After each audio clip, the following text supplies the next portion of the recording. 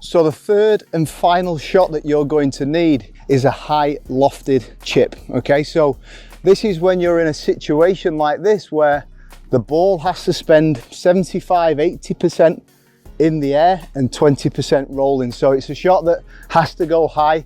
We have to create loft. Okay, so we know that this is quite a high risk shot, and I would only use this shot when you absolutely have to, but in a situation like this where we're forced to, then we have to know what to do. Okay, so first of all, similar to a bunker shot, you need to take your maximum lofted club. So I've got my 58-degree wedge here, and you'll see the theme throughout the video here that as the swing develops, or as these shots get higher, then naturally we're going to need more of our wrists and more of the club helping us get the ball in the air. So you'll see that as I take this shot here, the butt end of the club is pointing down. Okay, so the chip and run shot was very much in this position, and then gradually this swing is developing and getting longer so we can create that loft that we need. Okay, and again, controlling everything is the body. Okay, so the body still has to turn.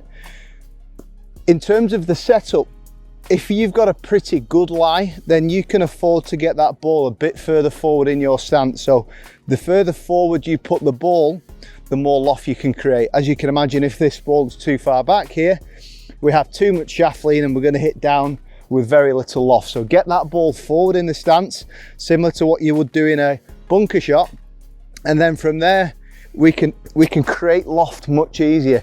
You'll see that my hands are in a very neutral position here that basically allows me to create that extra loft, and it pops up in the air nicely. So even with a perhaps what would be quite a difficult shot, we can create a setup here that is going to allow you to create that loft that you probably wouldn't always need to be able to get. I see a lot of guys opening club faces and standing very open and swinging really hard.